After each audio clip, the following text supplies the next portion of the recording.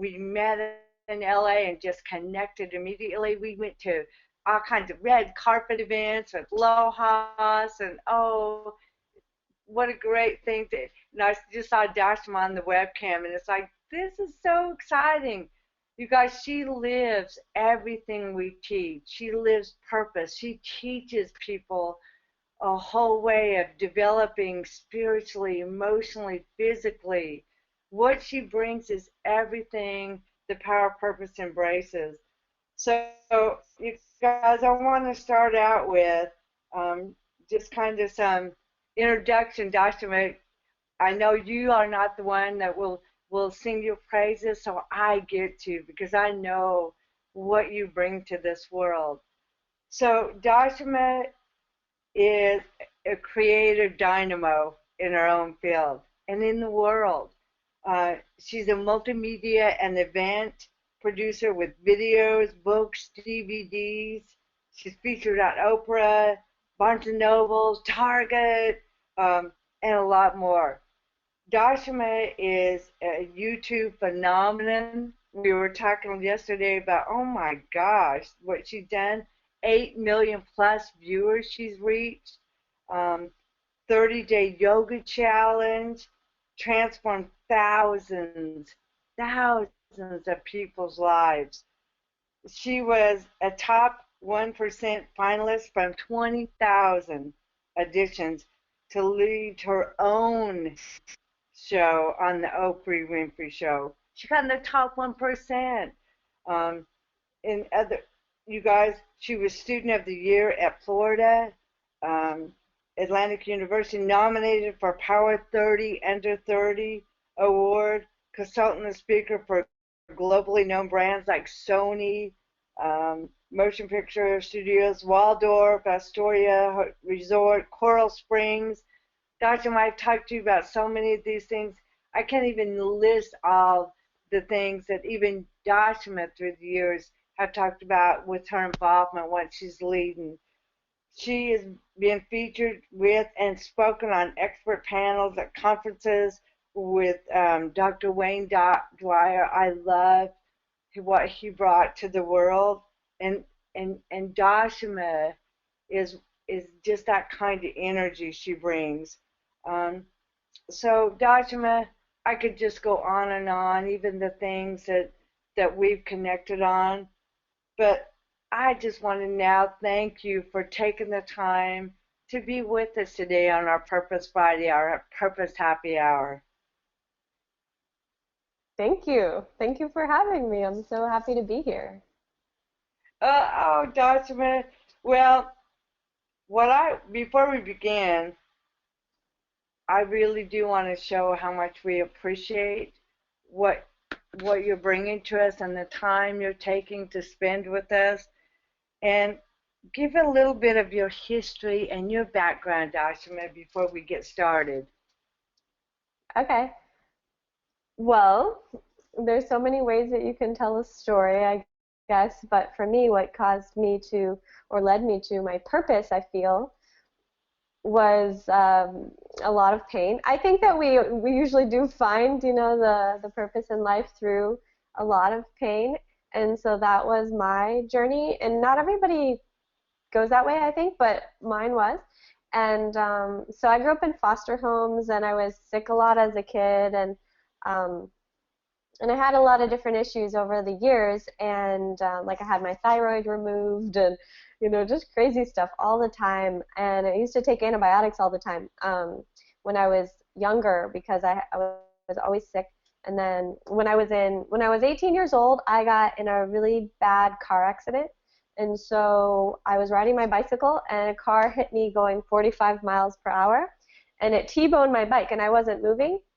And so actually, I didn't realize at the time. I got rushed to the ambulance, to the hospital in an ambulance, but I didn't realize at the time that it had affected my spine. So it actually caused me to develop scoliosis, and I lost the curve in my cervical spine.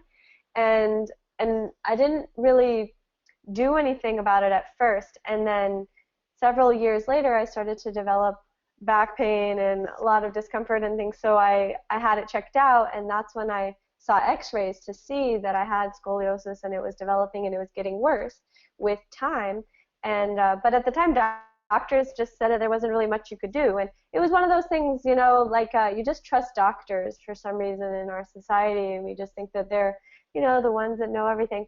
But after that, I found a yoga teacher who told me she had healed her spine with yoga, Anna Forrest. And it was really inspiring to me, and that was all I really needed to hear, was that there was hope, that there was possibility.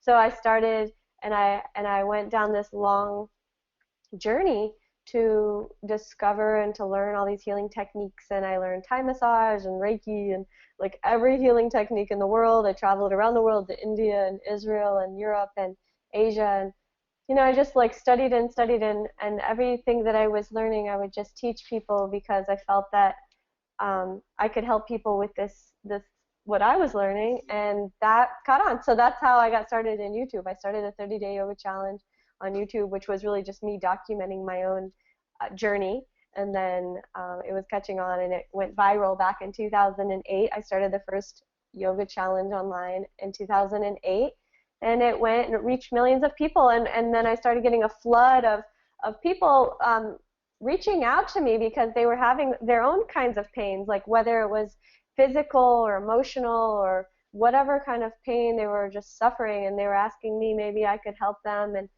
you know, it was a little overwhelming because I was still in my 20s and I was new to social media kind of anyway, and it just felt like a flood of emails. I didn't know what to do with everything, so I decided to start my school, and that's when I started Pranashama Yoga Institute. And I felt like if I could certify yoga teachers, because I was already teaching yoga, but if I could certify teachers to teach what I know, then we could spread the healing practices and the transformational practices that I was teaching to more people, because I could teach teachers to go and teach others. And so I was also creating careers and jobs for people. So it was like a win-win. You know, I have a background in marketing, so in college I studied business and communications and mass communication and marketing, and so it was a good combination, the videos reaching people through mass media, and then live at my training retreats. So that's kind of how I got started, and I feel that, you know, the more I help people in this field, specifically in yoga and meditation, and help people to become healthier and happier and heal themselves, then I'm living my purpose. And whenever I deviate from that, it's always very clear. The universe guides me back to my purpose. So I know I'm living my purpose when I'm doing this work. I love it, Dr. Mann. It's like life's journeys. What you've done is what we talk about on Purpose Fridays, is turning that why me into what's my purpose. And so thank you for sharing that. That's just a reminder for all of us, because life's a journey, and life has ups and downs. And when we learn to take those things like you did, Dr. Mann, look at the beauty, look what you bring into the world when you've turned it into, I'm not going to lay around and whine and snivel about why me. I'm going to say what's my purpose. Yeah, I love that. That's a good way to say it. So I know what led you to the power of purpose, but more specifically, Dr. Mann, I want to hear from you. What do you think led you and I together? Well, I met you at Sita's house, and you know, Sita is a good friend of mine, and she has eco fashion. You know, that's her business and stuff. But so she does a lot of things that are aligned with purpose, and I think that you knowing her and us connecting through her was a good first step. And it's just beautiful what you do. You know, I've worked with a lot of nonprofits over the years.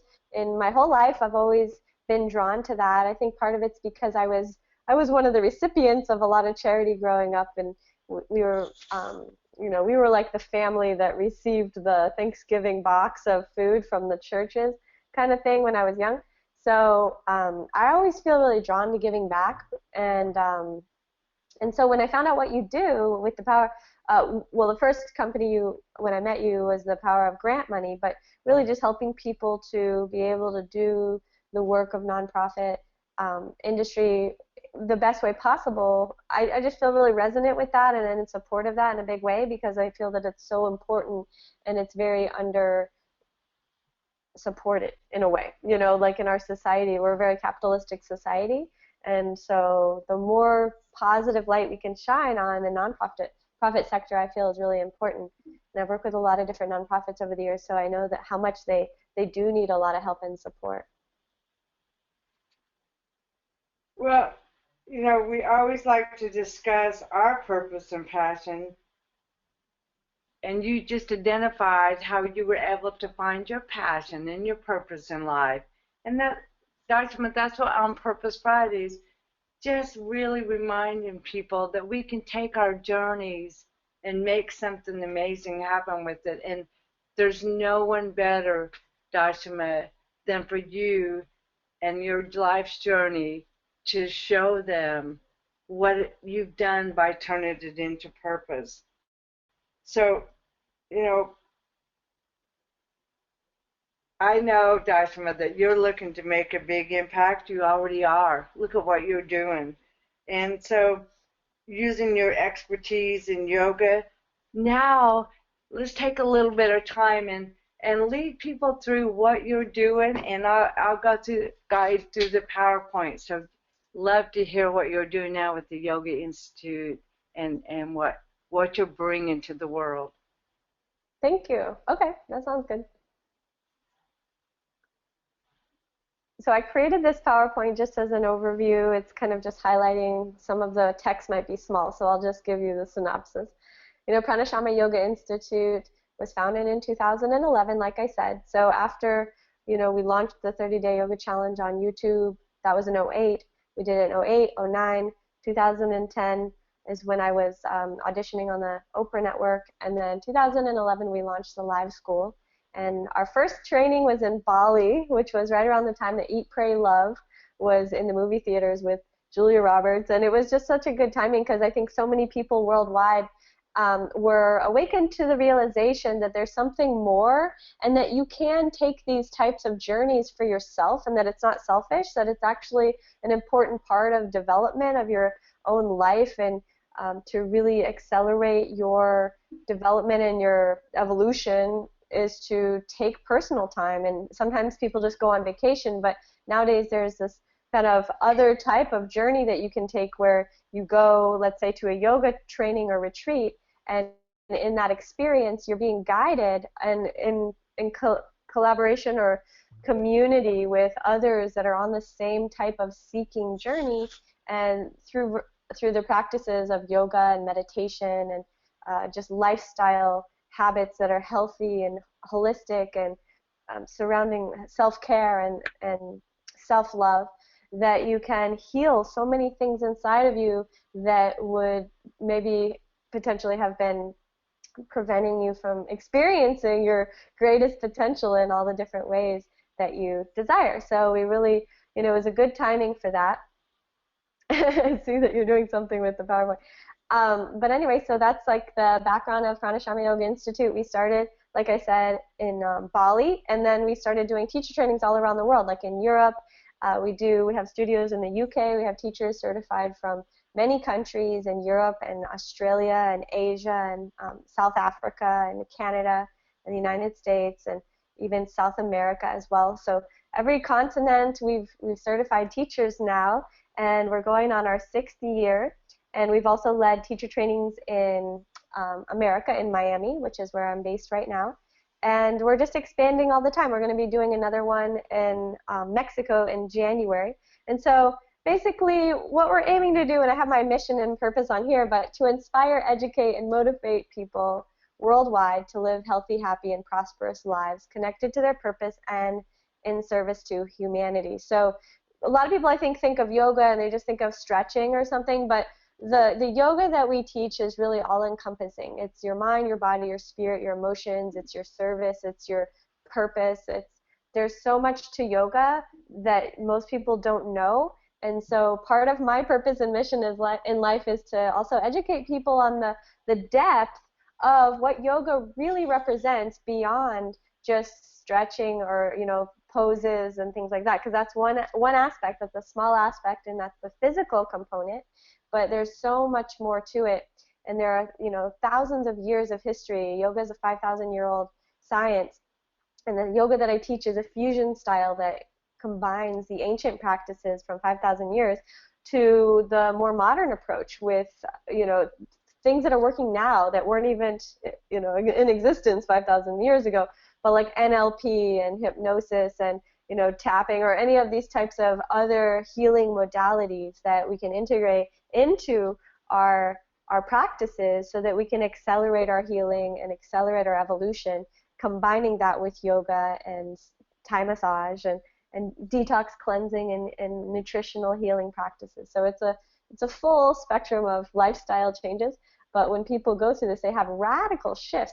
So that's a really exciting thing about it, is that in 30 days, I've had people lose over 40 pounds, get off prescription medications, people, you know, who were depressed completely shift, you know, everything about their life can change in 30 days. And most people don't believe that's true, but once they come, they're like, wow.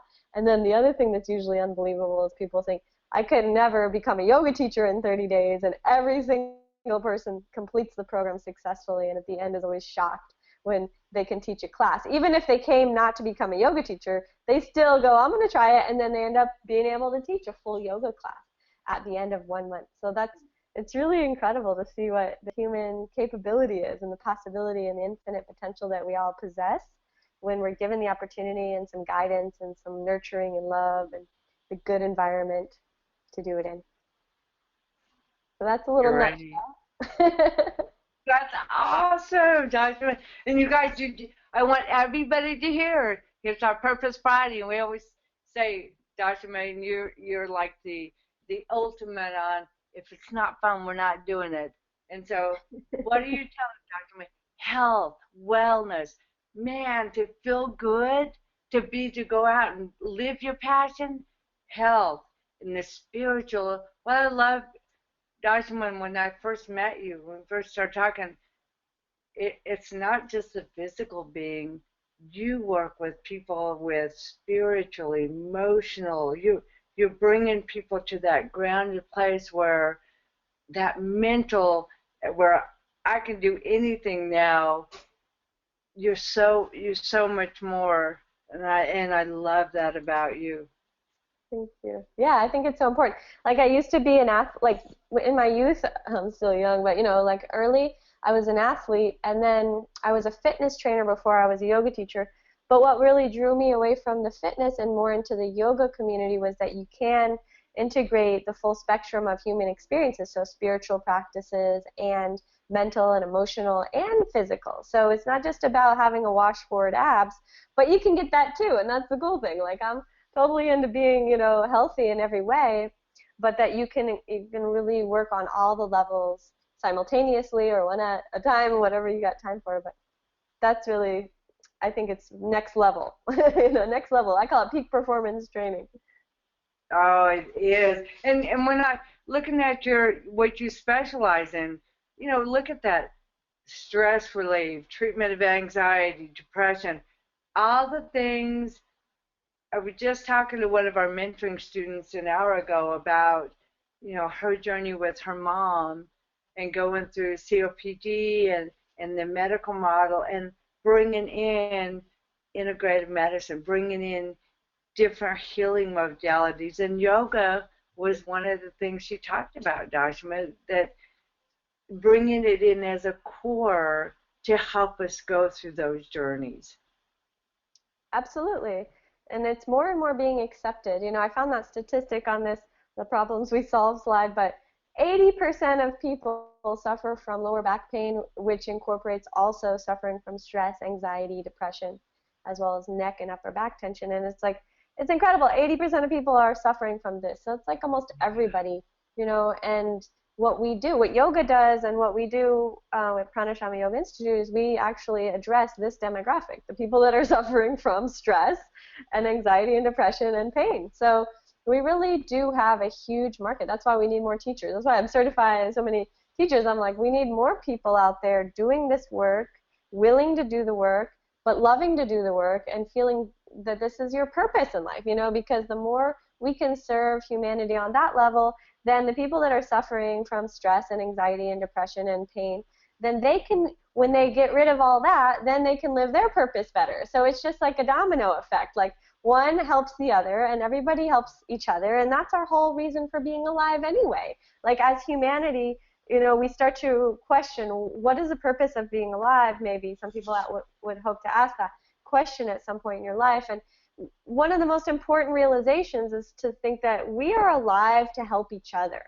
No man is an island, is the saying, and it's so true. It's like, you've been put here, you have a unique purpose, you have a unique gift, and if all your suffering and your pain and your sadness and your anxiety is just clouding your ability to even see yourself as this magnificent, like talented, gifted, important contribution to the world and to society, then we need to get rid of all that so that you can be more clear, and then you can be a channel for that contribution, and then that will help to raise up the vibration of the whole world, instead of having the vibration really low. I teach this idea, it's called the emotional tone scale, and it's a psychological concept, but basically there's a tone scale and it goes from negative 200 to positive 200 or something like that. Basically, like 0 is like neutral, right? It's kind of like blah. And on the very left side, like negative 200 is like depression and suicidal. And then on the very opposite side is like bliss and joy and oneness with universal consciousness, like very happy. And then everything else is in between somewhere. So love is, on the positive side, of course. So we want to raise people towards a positive vibration in every act, every capacity of their being. Then we can start to, just by being present, just by being in existence, you're contributing if you raise your vibration. So that's the cool thing about this work, is that we all need to do it, and it will help everybody. That's why I'm so excited about bringing you on, Dr. Ma. We have people on with us today that are either starting nonprofits, are mentoring students I'm seeing, people that are ready to take that next step. And what you bring empowers all the different nonprofit communities that are being served. So we have nonprofits that are serving veterans, and really working with a holistic way of healing, not just taking a handful of pills, but let's really get into the wellness. So here we go. You're such a core on that. People with disabilities, seniors, working with all the, we have a nonprofit working with folks coming out of prison and reuniting families and working with rebuilding that family unit and giving people hope. Everything you're doing and you're bringing to us and the world, Dr. Ma, it's a core of every single population, community, nonprofit that we're building. What you bring to us is something so needed. We're building health and wellness centers. Dr. Ma, tonight, you guys, and for all of you guys tonight we're meeting with the doctor that was in The Secret, the only doctor in The Secret that's looking at building a nonprofit. We have a nonprofit in Santa Barbara, a health and wellness center, that they brought over integrative medicine. They're energy healers. They bring, and I just worked with a pilot project for veterans with hyperbaric chambers. I met with a doctor in Phoenix who's one of the leading world leaders on neurobiofeedback.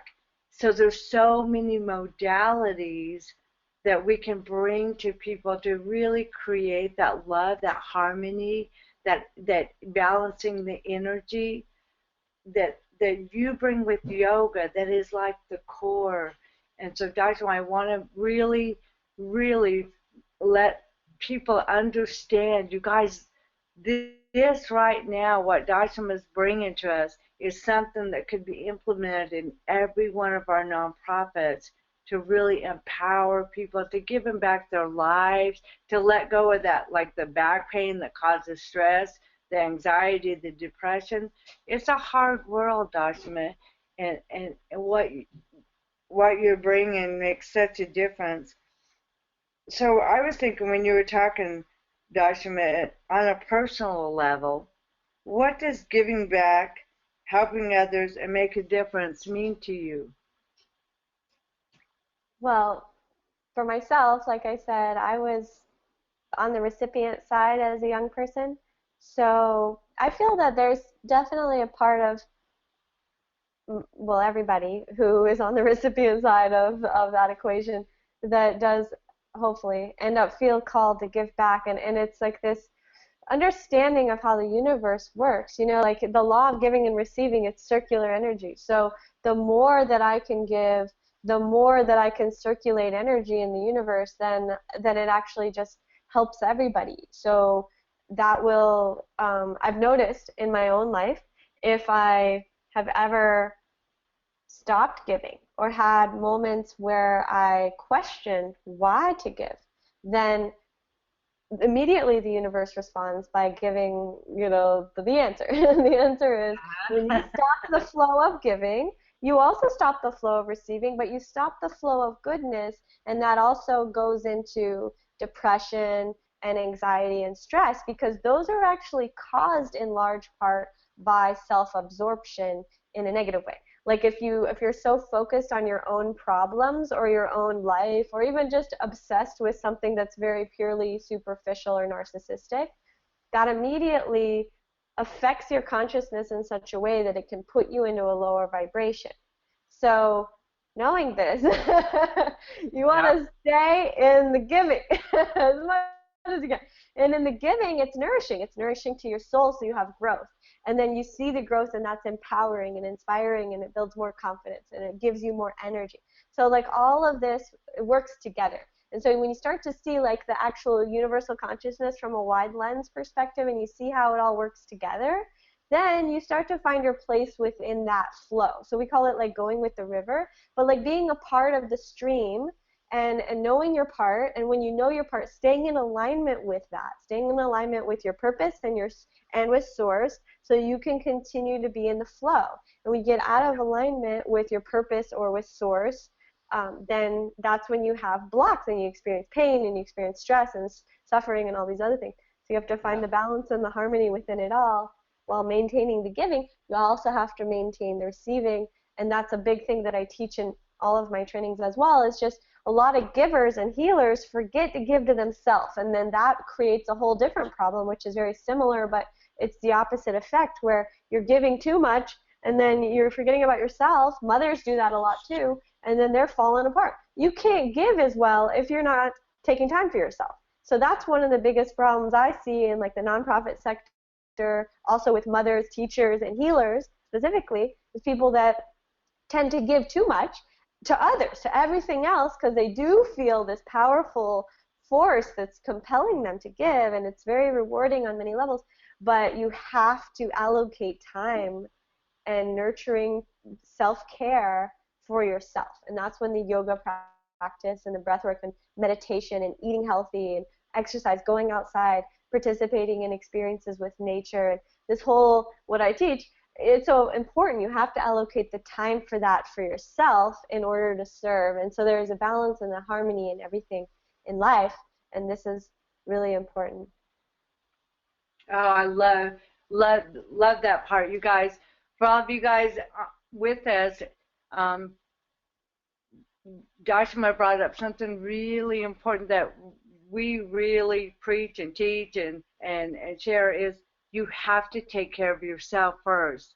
And in the nonprofit world, the myth out there that it's a bake sale charity, that I gotta make a lot of money and then I can live my passion, or I gotta be destitute and broke to go help others.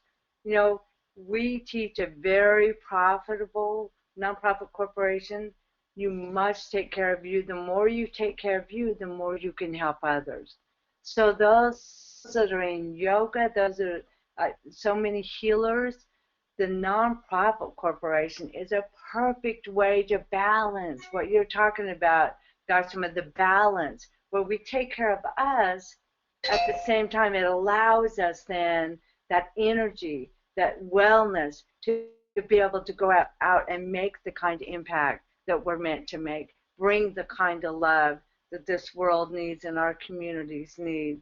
So I love that together, Dajima, we can be teaching people, not only how to heal, how to take care of yourself through the yoga and the practices you're doing, but also how to bring in the nonprofit corporation that can bring in the financial resources so you can take care of you at the same time making an impact. And one of the things I was going to ask you, because I know, Dajima, when we connected right away, part of it was that your involvement with nonprofits and what you've done around the country with nonprofits and the drives and the races and the things you've done. You've made such a big difference in the world working with nonprofits. Tell us about your experience with that and how it's changed you. I feel that it's been a really interesting journey because I've worked with many different nonprofits. For instance, I worked with the Clinton Global Initiatives at one point, and then was working with different kinds of ones with the environment. So I've really always had a passion for the rainforest. So I would donate to the Rainforest Alliance and Nature Conservancy and Greenpeace and all of these really good. I feel like they're doing good things. And then water is another one that I'm really passionate about. So I've done different events like. We did this really big charity ball, and I produced it, and it was basically I called it green carpet party. So it was like a fashion show. It had all eco fashion, and then and it was really cool because even the fashion line that we were working with was a nonprofit. The lady, if you go down one more slide after this one, you can see I think I created this slide. No, one more. It's for the nonprofits, but. Basically, one of the fashion line we were working with, she's based in, this one. She's based in Brazil, and what they do is they do all upcycling. So they take material and then they reuse it to make something else. So they would take like all these beads and stuff from some other thing and some fabric from this other thing and make a dress out of it. But she was teaching women in prisons how to make the clothes. And so she was giving women in prisons jobs and then, creating, and this is an eco fashion line, so that's also another really good thing.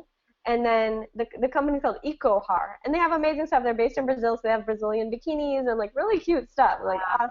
And so we did a whole fashion show with their line, and then we've done a lot of different things. And then that one we were raising money for water, charity water, and then we just had like so much good response about that, and I've wanted to do more events. But the problem with the nonprofit sector is that the events are not really profitable. It's typically, and I researched this, the actual live events are the less profitable, but like the online fundraisings and the different types of fundraisings where they do like silent auctions or things like that, those can be very profitable. So it's a very fascinating industry to understand what's going to be really worth the investment of time and everything as far as if you really want to just support a nonprofit. But what we were doing was looking to raise awareness about the nonprofits and money. So like we succeeded because we definitely raised awareness about it, and we raised money as well. So this is kind of like what inspires me, is to combine things that people are interested in anyway, but in a way that becomes fun, because I think that sometimes nonprofit work people feel is like not fun, and I feel like it's important to make it fun. Another example is in this slide you can see the picture of me with all the little kids, and that was in Bali. And so when I bring these groups to Bali to do the teacher trainings with me for yoga, and would take them to the orphanage. Like this is a really special orphanage near the village of Ubud, which is where they filmed Eat, Pray, Love. And basically all these kids are all deaf and mute. That means they can't speak or hear. And they've always been that way their whole life. And so there's like 40 kids that live at this orphanage, and they have like one room and one bathroom for like 40 kids. It's crazy. But we would go there and we'd spend like the whole day with them, and we did yoga. I have a whole video on it. It's really cool. It's on my YouTube.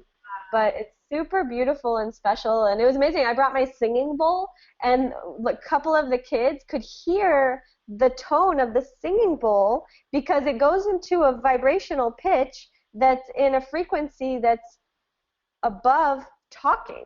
So they can actually, that was the first time some of them could hear. And I caught that on video, so it was really, really special. But that was one of the most transformational things about the whole journey. The group that I bring there every year, they said, some of them said that was actually the most transformational thing, outside of the yoga and everything, of course, but just to be around these kids that have nothing and that are so happy and grateful for every little thing, they can't even hear, and they're still happy, and it's like, it just puts life into perspective. And so I love to bring people into this type of work, and I've been doing this for, since 2011, like I said, but I've always volunteered at different, different types of nonprofits, but that was just a couple of examples that we've done over the years. Oh, Dr. That's so awesome that you take people there. I tell you what, you guys, one of the most fun dances I've ever gone to was at a school for the deaf. I mean, they could feel the vibrations on the floor, and I mean, they could dance like you'll never. So that brought back a memory that was like forever ago, Dr. Muth. But what you're doing, taking people to see things, to really, like you said, that perspective in life, what it's really about. Just about a month ago, we had David Meltzer on Purpose Fridays, and he's brought that book, Connected to Goodness. And him and I, we went up and saw him in Irvine. He's got beautiful Sports One marketing, and he's partners with Warren Moon, and they have a foundation. They give kids that don't have an opportunity to go to school scholarships, and he got really emotional, and he's one of the ones that made it real big and then lost it all, 100 million, lost it. Yeah. Not what life is all about, Yeah, totally. And it's so neat what you're saying, because he was telling us, and it's in his book, about how empty he felt. He had it all. If you looked at him from the outside, he was like so successful. He had it all, the things, but he was empty. He was unhappy.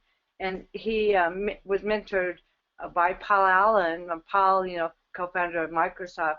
Paul said, he went through life with looking like one of the most successful people in the world, and he was the most emptiest and the happiest. And so he'd buy stuff, toys, Right. and it didn't make him happy. So he'd buy more. It didn't make him happy. He'd buy more. And one of his friends said, hey, I'm going to, I can't remember, West Indies. I'm going somewhere to take wheelchairs. Go with me. And so he went, and he was handing out wheelchairs. And he said this little 4-year-old boy came running up, with tears running down his face, and thanked him, so grateful. And he said, for the first time since I was born, my mom can get out of bed now and come and play with me. And he said for the first time he felt happy. He felt happy. And so what you're doing, Dr. Mel, is what we really teach, and what we've lived our whole life, is that living in abundance. The more you give, the more it comes back. And staying connected, like you said, that energy flow, we're giving and receiving, remembering to take care of yourself so that you can go out and make that kind of impact. And so, I was thinking about, because you work with so many nonprofits, we have a great group on the call with us today, many that are leading nonprofits or that are thinking about it, right? And so what qualities do you look for, Dr. Moon, when you come across a nonprofit social enterprise to help them raise awareness and funds? And what is it about them that grabs your attention and garners your support? Well, some of them, it's a cause that I just personally believe in. So, for instance, like I said, I was raised in foster homes.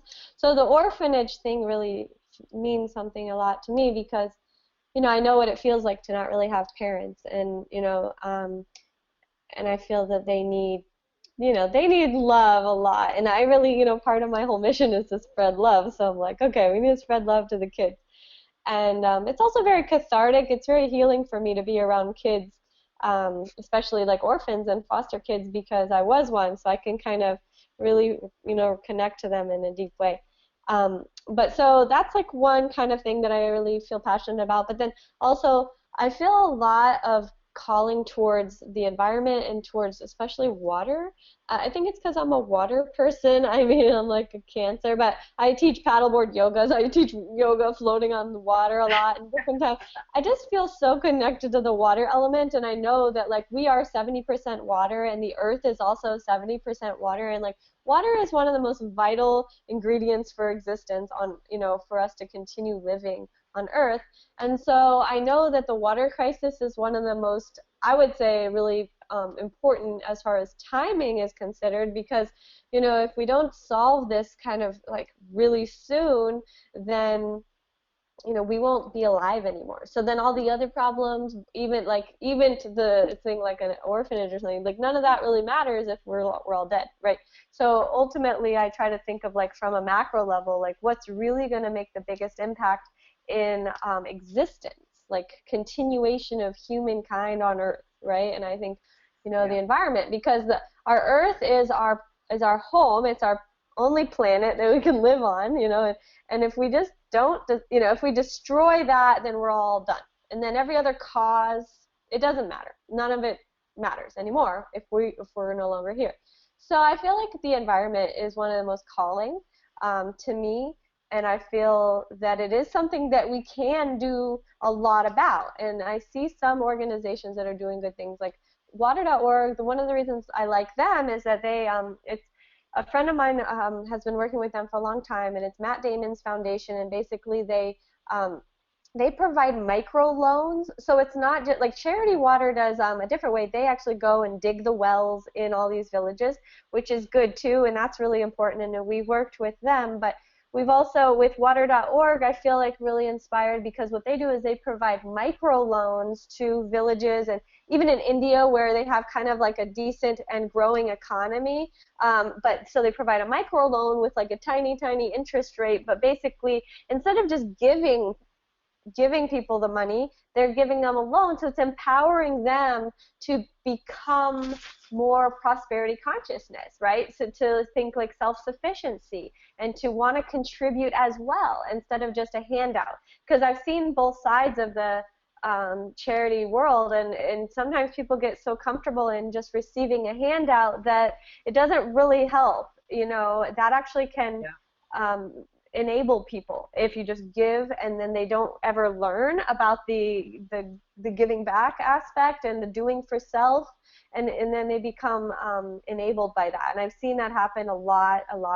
So that's something that I'm really passionate about, is just not just giving, except for when it comes to kids, because kids need to just sometimes just be given to. But even they can work a little bit for it, and that will help them to develop a work ethic. But overall, adults in general, I think, should, I like this idea of providing the microloans, or like in some way having them work for it a little bit, only just purely on a consciousness evolutionary level, so that you teach people that it's an exchange. And I feel that that's really important. So that's what I think I really like about Water.org, and some foundations that do that type of approach, I think it's very empowering. And I think that if we can empower the people to participate in their own saving, then we have a chance. But if you just enable a bunch of people and then they just go, oh, okay, well, people give to me, so let me just sit here and do nothing and keep receiving, then I don't know if we'll really make it if we do it. Oh, Joshua, you guys, everybody listen, everybody part of us, you're going to think Dashma and I rehearsed this beforehand, because everything you're hitting on, Dashma, we always teach it's about giving a hand up, not a handout. And we always, guys, and I'm going to remind all of us again, the people you're serving must be on your board of directors, must be leading your organization, must be on advisory boards, with disability, you guys, for us in the movement 30 years ago, when we were out of sight, out of mind. There were no metal buildings, there were no short buses, there were no curb cuts. We couldn't get out of the institutions of nursing homes. And when we started our movement, that first nonprofit we built, we said nothing about us without us. You can no longer create programs for us without us. Yeah. Putting us in a nursing home, at $100,000 a year to taxpayers, to us, that's our money, that's our Medicaid dollars, when we could live in our own home with an attendant and be part of the American dream. We said 51% of our board of directors must be people with disabilities. So everything you're talking about, Dr. May, you just you're reinforcing everything that we train. It's that microloan, being able to give a hand up, empower people to control their own life and destiny. And then what you talked about earlier, getting on that fundraiser treadmill, that's something we don't promote. I mean, I wasn't a big fundraiser person. There's so many ways to bring in revenue, and the power of purpose is leading the way in teaching people how to accept gifts of real estate, how to take charitable giving of real estate to fund your nonprofit. You're making an impact for the donors. You're helping them leave a legacy. You're helping them with tax problems they're having and avoiding capital gains. They're also believing in your mission. So everything you talk about, Dashma, is what we're all about, and having you a part of this to be able to, through your conversation, be reinforcing you're living it, you're walking the walk. And one of the things, Dashma, I remember last year or 2 years ago, we were getting on phone calls with one of your friends in Boston that had written a book, and a partner with Brad Pitt, that they were building housing for veterans and that. And what just lights my heart up with you, Dashma, where I think you could really provide guidance for everyone listening, is you've been able to really work with athletes, celebrities, large companies.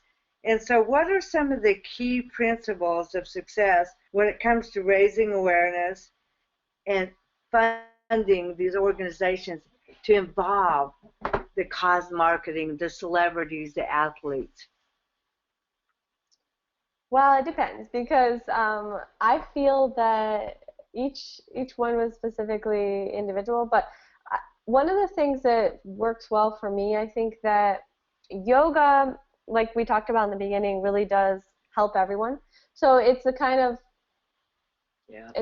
of offering that pretty much works with everything.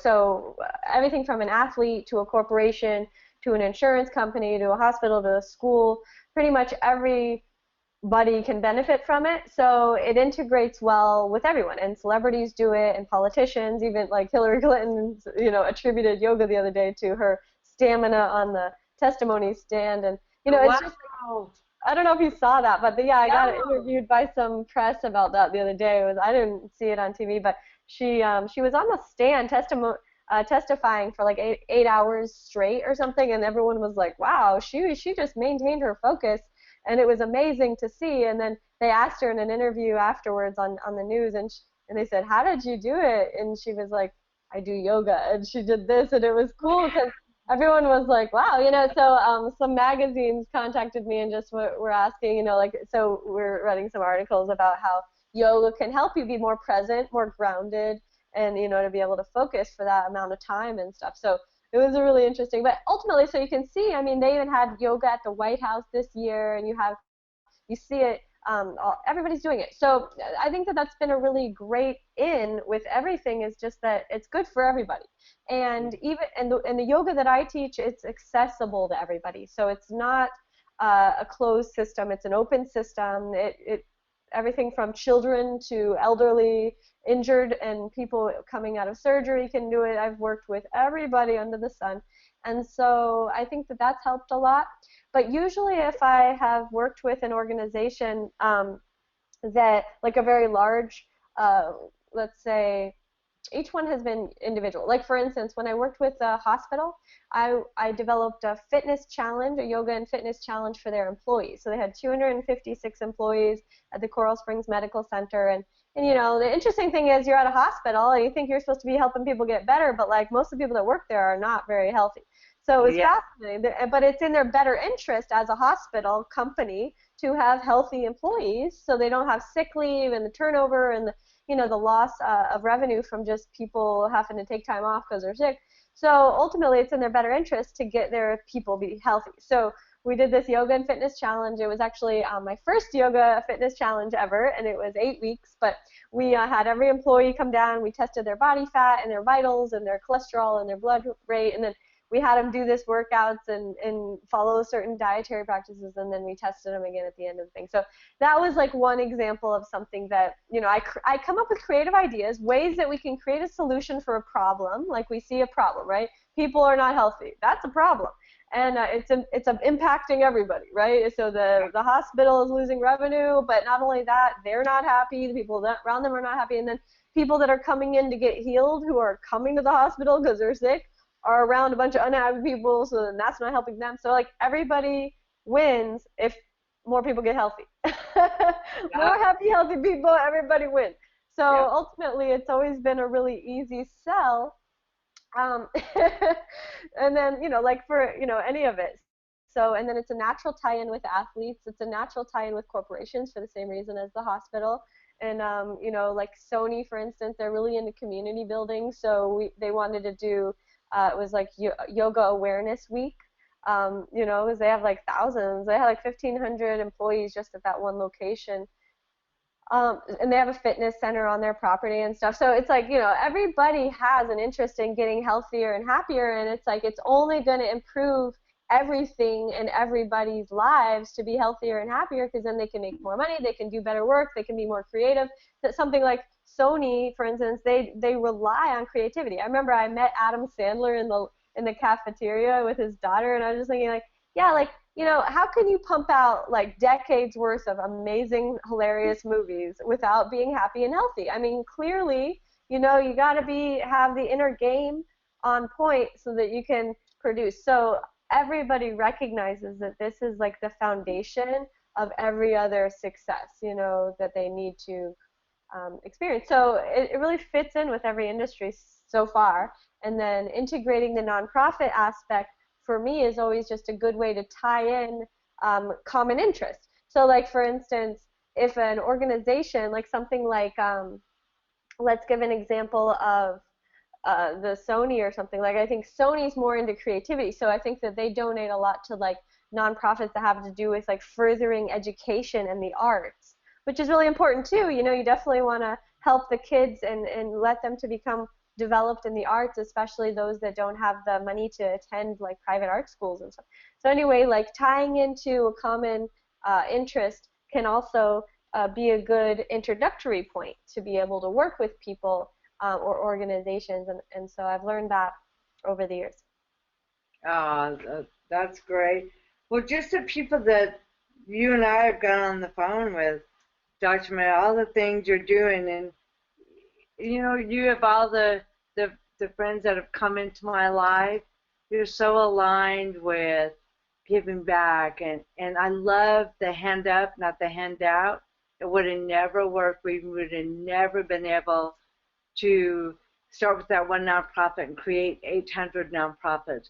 Dr. May, I get so excited with the yoga community and what's happening and bringing it forward like you are, is the power of the nonprofit corporation to build the businesses in. We could build businesses in nonprofit to bring yoga to the forefront. When we built our movement, because we led them like businesses, and because we used a diversified funding, and because our philosophy was a hand up, not a handout, and to let people be empowered to control their life and destiny, that one nonprofit turned into 800 nonprofits around the country. And then we were able to, start getting together and connecting on equal rights, not special, not, equal rights. What would that look like? What does this world need to look like? Well, we need curb cuts, unless we do it standardized. We need Braille on bathroom doors and on elevators for people that are blind so they could be part of the dream.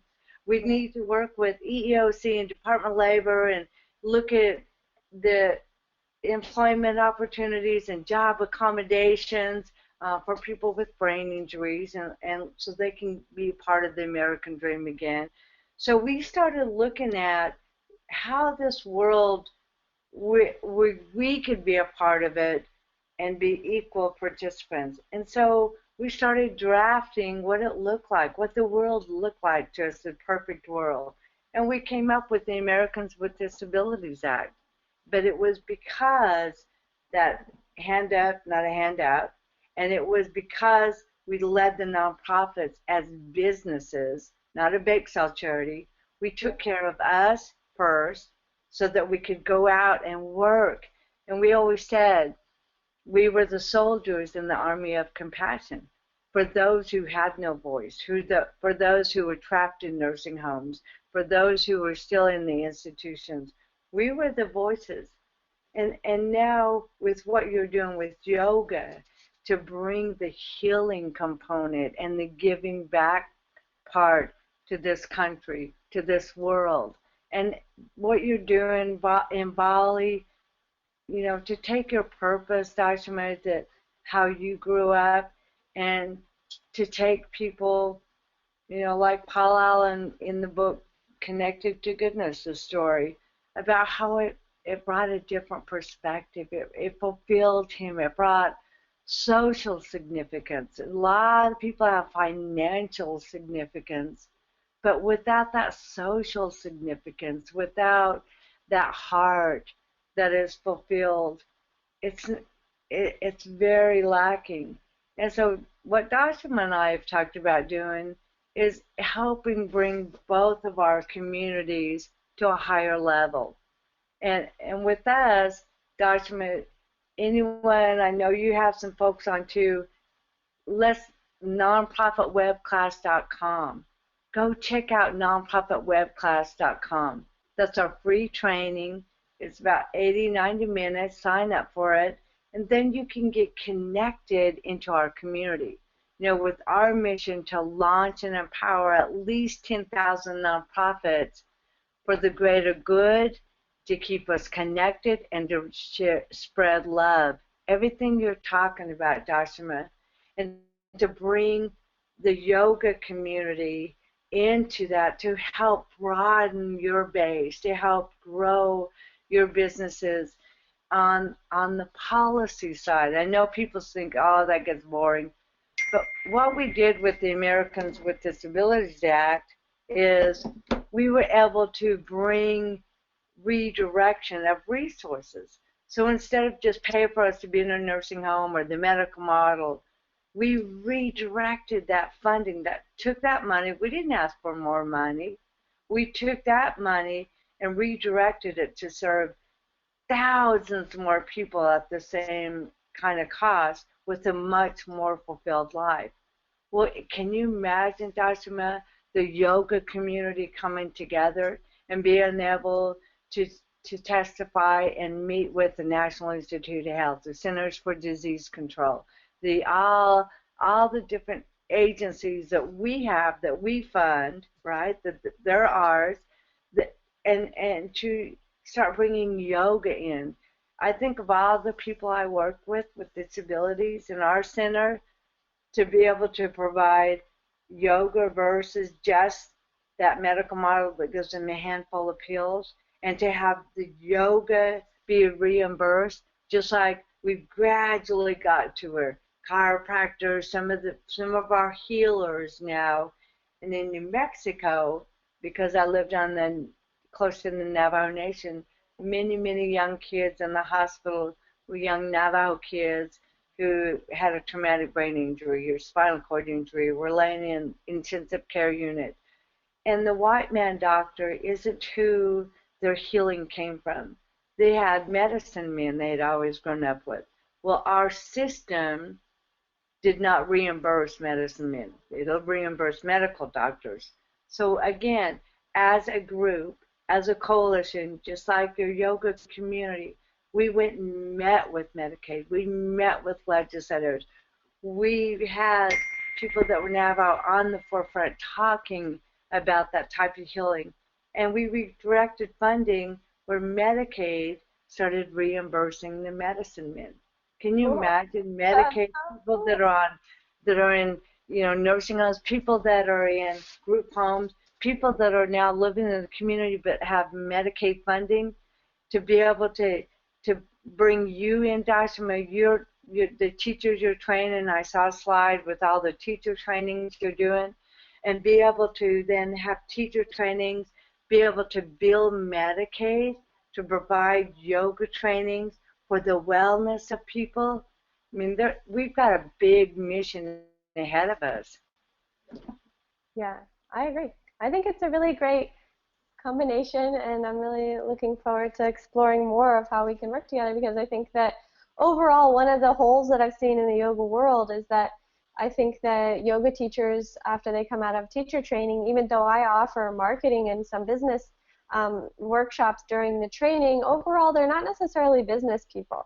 So they do need like a real education in how to take this knowledge. How do you take your healing abilities now and go out and actually make a career out of it that's sustainable financially and that also can serve but not deplete you on every level because you're working so hard, and that kind of thing. So I feel that that is a part of something that's like missing in the yoga sphere, is this component where for those who are looking for alternative ways to make this into a really sustainable career that's giving back, because most people that are in yoga, they're not in it for the money, they're in it for the service aspect, but at the same time they do have bills and they have to sustain their lives and everything. So to be able to provide this as an option, I think is really, really a powerful solution to a huge gap that's existing in the yoga world right now. I love it. Well, Dr. May, you do so much. You just bring so much beauty to the world. And what are you striving for to leave a lasting legacy? And what do you want to see happen in your lifetime when it comes to making an impact? How do you want to be remembered? That's a great question. I think about this.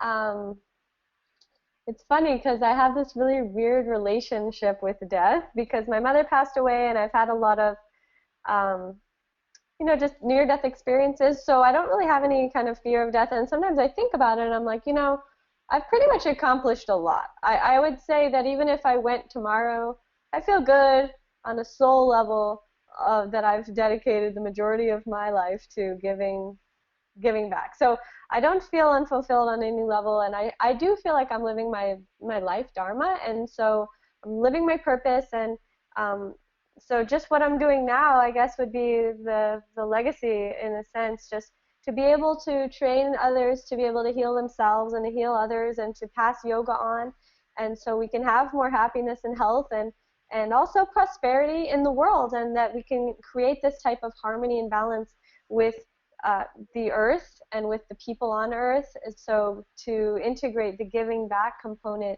as much as possible so that we can be the change that we want to see in the world, which is my motto in many ways. And I think that we can and we are. And so just keep doing what I'm doing. As far as my legacy, I mean, I'd like to write more books. I've written several books, but I'd like to write more books. I've created hundreds of videos. I have 23 DVDs, but I love to create, so I'd create more videos, and I'd like to build communities. So I want to have some retreat centers and some communities where people can actually come and live and operate in a sustainable way as well. So that's part of my long-term vision. And I'd like to have a family as well, so I even wrote a kids book. I have this awesome kids book that I wrote. So I don't know, like as far as just what do I want to leave behind, I feel like everything that I've already done is doing it, and it's all the seeds, and as much as I can plant more seeds so we can grow and maximize the time that I have here is what I aim to do. Oh man, Dr. May, you embody everything we teach, what we're about, and just to be a part of when we were brought together. I live by knowing that there are no coincidences, and I'm so grateful that you were brought into my life, and that now you're sharing with all of our listeners and our whole Power Purpose team and our followers. So, Document, I know we're going to be doing amazing, great things together. I've let folks know to learn more about the nonprofits to go to nonprofitwebclass.com. How do folks get in touch with you if they want to follow you? What would be the best way for them to follow you online? If you go to the last slide, it has my contact. People could email me. Okay. This is actually my number. Don't call me all the time though. but ultimately, you Right. know, I'm easily to contact. Like I actually, when people apply at my website, you can see promisehome.org. You can apply to come to my trainings. You can do online trainings with me. You can connect with me on Facebook and YouTube and Instagram and Twitter and Pinterest, and I'm on everything, everywhere, all the time. I'm on Periscope now. We were Yeah. talking about that, so yeah, Periscope is fun, and all of them is usually my name, just Dashima. So if you go to Dashima, it's Twitter, YouTube, Dashima, Facebook is Dashima, uh, you know, Periscope is Dashima. The only one that's a little different is Instagram, because someone had taken my name, so it's Dashima Love on that one. So, but other than that, it's I Dashima. love it. So contact me. Get in touch, and I'm happy to to connect. And if you're interested in becoming a yoga teacher or to in some way be involved with what we're creating, I'd love to have anybody be a part of it. And we do these teacher trainings 21 to 30 days in Bali and in Mexico. We have one coming up in January. It's the most amazing experience, the best way to start the new year. Giving to yourself, nourishing yourself, getting in the best shape, mind, body, spirit, and emotionally on a white sand beach in Mexico. And we'll be doing lots of healthy practices, up to 8 hours of massage, yoga, and meditation, and all sorts of good stuff every day. So we have that, and then in the summer we have Bali every summer. And if you can't journey outside of your home, we have online training. So we have a 30-day yoga challenge that's going to be launching in January, which we filmed in the Maldives this summer on these white sand beaches, really beautiful. So we'll be launching the new video program for a really affordable price. And so you can learn about all of this at pranashama.org. And if you want to be put on our email list or something, go to pranashama.com, because we have our new website. It doesn't have the email opt-in yet, but pranashama.com, you can opt in on there. And you can see some videos from our past retreats and trainings. And you can actually see the video of the orphanage where the kids heard the singing bowl for the first time. And that's on pranashama.com. So. Oh, awesome. Well, Dr. May, everything we've talked about today, everything we've shared together, I think together, building a community, you guys bringing back the love and the help and the support of each other. And, just I want to share a story with you guys in the next couple weeks, and uh, how powerful, how important this is.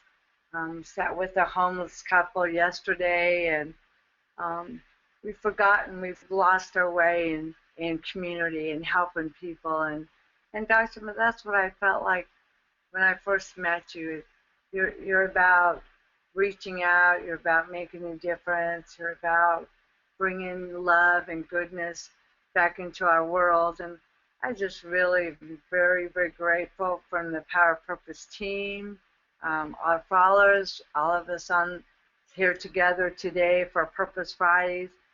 We are very, very grateful for what you're doing, what you're bringing to the world, what you brought to us, and how we together can make an impact in a bigger way. And Dr. May, you just, I keep saying, but you embody everything about that. And it's just such an honor to have you on the call today with us, to really spark people. Dr. May, what's really powerful about what you bring, there's a lot. One of the points I wanted to bring up to everybody today on Purpose Friday is, you know, we're like busy in our life, and I talk to some of you on the phone, and you're like, oh, I'd love to do this, but I'm so busy in life, I don't have time for it. And you end up making time for what's important, and not that you have to veer a different direction. Dashmi is so much of what we teach about. Take your beautiful skills and talents and bring it to the nonprofit world. I'm working with AARP, and they have an initiative on Reimagine that we've been talking about, and people, the baby boomers that have either been downsized, that have lost their careers, that have retired, and say, what's life really about? Taking your skills, your talents into the nonprofit world to help build that. And that's what Dashima does. Everywhere she goes, she partners with nonprofits. She heightens the visibility for nonprofits. She believes in their causes. And look at how Dashima has been blessed. I mean, Dashima, you're just such a living example of when you give, it comes back 10 times. And so I just want to say how much we love you. I love you so deeply and what you bring to us, and for taking the time today to share with us. And together, man, let's just take this the next level and bring in yoga into a lot of our nonprofits that are providing healing, that are working with populations that are hurting, that need this in their life. So you've opened up a lot for us, Dashima. Thank you. Thank you. I'm so happy to be here with you, and thank you so much for the time today. Thank you. I'm going to go to this last slide one more time. You guys, I'm telling you, it was such a blessing in my life to have met Dashima in the very beginning. So here, her contact, she's all of her social media. Stay connected, and let's together, all of us. That's how we're going to do this. To all of us, figuring out ways how we work together. Dashima and I have been on the phone since the day we met, off and on, different times, bringing different people in. Figuring out a way that we can make an impact together and have a lot of fun along the way and just enjoy the journey. And here we are now. And so you guys go forward, contact Dashima, stay involved, bring her yoga training, find out who some of the teachers are, bring that into your nonprofits for the people you're serving. And Dashima will also work with your yoga teachers and different folks to show them the business model through the nonprofit corporation that could empower them to make even more of an impact and take care of themselves, and to bring this to the world in a bigger way. Can you imagine it being just common practice that you get reimbursed for yoga training through Medicaid, Medicare? My dad. Think about our parents. Think about our parents. My dad in hospice. My mom's dealing with a lot of pain. Think about what yoga could do for our elders. And so let's work. Let's make, you guys, we're putting it out there to the universe right now. We're going to work together. Anybody wants to do that, I'm happy to help you. I've worked with those populations as well, for sure. Yeah, we're going to do it, Dashima. So, again, and you guys, thank all of you guys for joining us. I love the Friday afternoon Purpose Happy Hours. It just lights me up. It sends me off on the weekend in such a high energy. So thank you, and Dashima, again, thank you. And we'll share with you guys our journey and what Dashima and the Power of Purpose, what we're all doing together. And we'll see you guys on the next Purpose Friday. And Dashima, I'll be talking to you real soon. And Derek, thanks for always making this happen and being the foundation. Yeah, thank you, Derek. Thank you so much, Sherry. You can have a beautiful day. You too. Love you so much. Okay, bye, guys. Bye.